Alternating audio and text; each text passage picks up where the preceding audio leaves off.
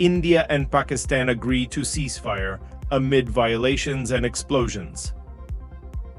After 4 days of escalating military strikes, India and Pakistan have agreed to a ceasefire under pressure from international mediators, including the United States. However, just hours after the announcement, explosions were reported in areas along the border, with both countries quickly accusing each other of breaching the truce. The ceasefire came after intense fighting involving artillery fire, drone attacks, and missile strikes, particularly in the Kashmir region, which both nations claim in full. Indian officials confirmed reports of explosions, and India's Foreign Secretary Vikram Misri accused Pakistan of violating the ceasefire. Our forces have been instructed to take strong actions against any further violations, Misri said during a press briefing. In response, Pakistan's foreign ministry reiterated its commitment to the ceasefire, placing the blame for the violations on India. A spokesperson for Pakistan's military stated that the country was handling the situation with caution, urging both sides to resolve any discrepancies through communication at appropriate levels. This latest round of fighting has been the most severe in nearly 30 years, with both countries targeting military installations and civilian areas. The exchange of artillery and airstrikes led to growing concerns about the potential for a broader war, especially with the involvement of both nations' nuclear arsenals.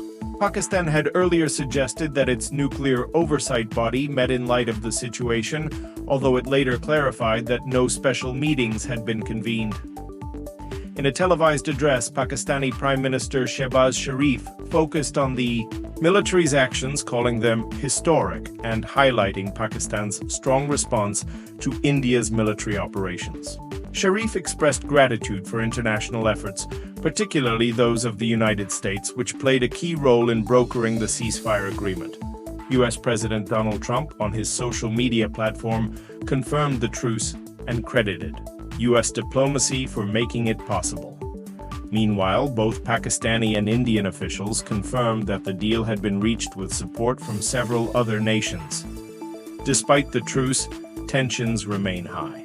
Indian officials accused Pakistan of continuing its violations, while Pakistan's government insisted that any disagreements would be addressed diplomatically.